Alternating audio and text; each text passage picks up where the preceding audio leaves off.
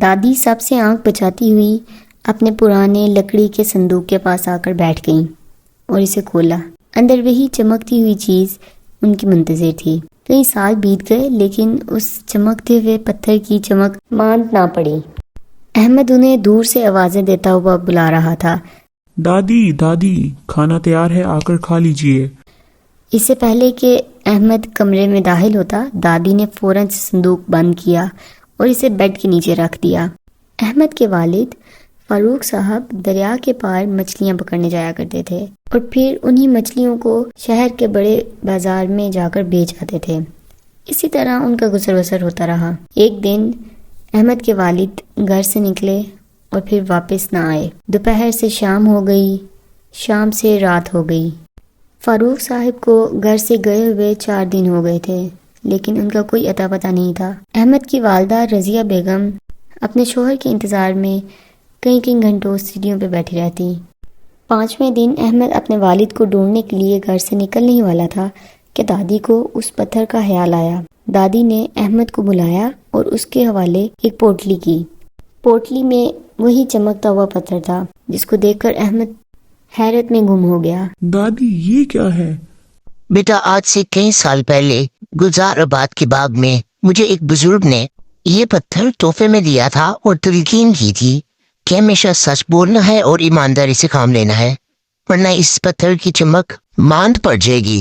اب یہ پتھر میں تمہارے حوالے کرتی ہوں اور تمہیں بھی یہی نصیحت کرتی ہوں کہ سچائی سے کام لینا اور ایماندار رہنا۔ ہو سکتا ہے یہ پتھر تمہیں تمہارے والد تک پہنچا دے۔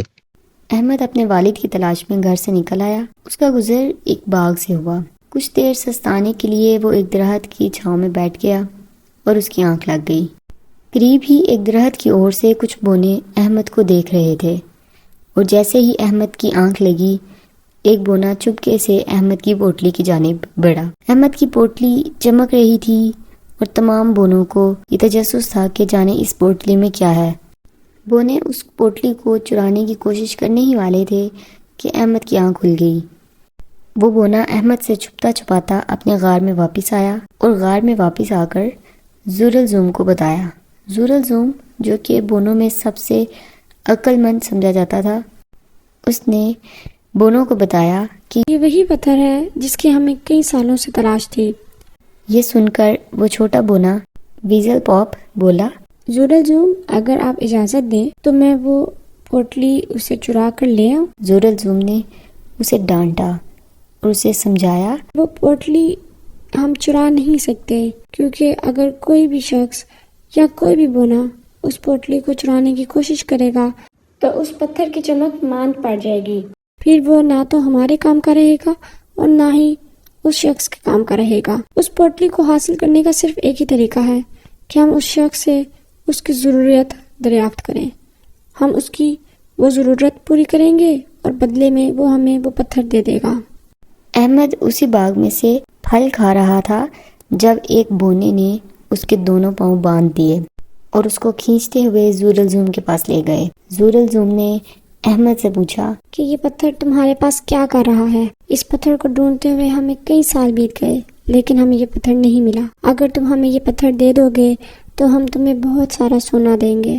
احمد نے کہا کہ یہ پتھر میں نہیں دے سکتا کیونکہ یہ میری دادی کی امانت ہے اور مجھے یہ پتھر انہیں واپس کرنا ہے۔ ذوالزوم نے اسے سمجھایا اور اسے بتایا کہ یہ پتھر ہمارے لیے بہت قیمتی ہے، ہمیں اپنے محل پہ جانا ہے اور ہم اپنے محل تبھی جا سکتے ہیں جب ہمارے پاس یہ پتھر ہوگا۔ ذوالزوم نے احمد کو بتایا، ہم کئی سالوں سے اپنے گھر والوں سے بچھڑ چکے ہیں اور اب ہم اپنے گھر والوں سے تبھی مل سکتے ہیں جب ہمارے پاس یہ پتھر ہوگا۔ اس پتھر کو ہم نقشے پہ رکھیں گے اور ہمارا رستہ واضح ہوتا جائے گا۔ احمد کو ان کی کہانی سن کر بے حد ترس آیا۔ اس نے انہیں بتایا کہ وہ بھی اپنے والد سے بچھڑ چکا ہے اور اسی سلسلے میں وہ یہاں آیا ہے۔ ذوالزوم نے احمد سے وعدہ کیا کہ وہ اس کے والد کو ڈھونڈنے میں اس کی مدد کریں گے۔ ذوالزوم، ویزل پاپ اور ان جیسے کئی بونوں نے احمد کو اس کے والد سے ملوا دیا۔ بدلے میں احمد نے انہیں وہ قیمتی پتھر دے دیا۔ انہوں نے نہ صرف احمد کو اس کے والد سے ملوایا بلکہ اس کو بیش قیمت سونا، ہیرے اور جواہرات بھی دیے۔ بونوں نے اس چمکتے ہوئے پتھر کو نقشے پر رکھا اور سارا رستہ واضح ہوتا گیا۔ اس رستے کو دیکھتے ہوئے اور اس پر عمل کرتے ہوئے سب بونے محل تک پہنچ گئے۔ سب بونے بے حد خوش تھے کہ بلاہر اپنے گھر والوں سے مل گئے ہیں۔ ادھر احمد اور فاروق صاحب کو گھر آتا دیکھ کر دادی اور رضیہ بیگم بے حد خوش ہوئے۔ احمد نے ساری کہانی سنائی اور دادی سے معذرت کی۔ دادی یہ کہانی سن کر بے حد خوش ہوئی۔ انہیں احمد پر بے انتہا فخر محسوس ہوا۔ سب سونا، ہیرے، جواہرات احمد نے دادی کے حوالے کر دیے۔ وہ جانتا تھا کہ اس کے اصل حقدار اس کی دادی ہیں، کیونکہ پتھر دادی کا تھا۔ دادی نے سارا سونا، ہیرے اور جواہرات اپنے بیٹے فاروق کو دے دیے۔ فاروق نے اس سے کاروبار کیا، خوبصورت سا گھر بنایا۔ اس طرح ان کے حالات بھی بدل گئے اور سب ہنسی خوشی رہنے لگ گئے۔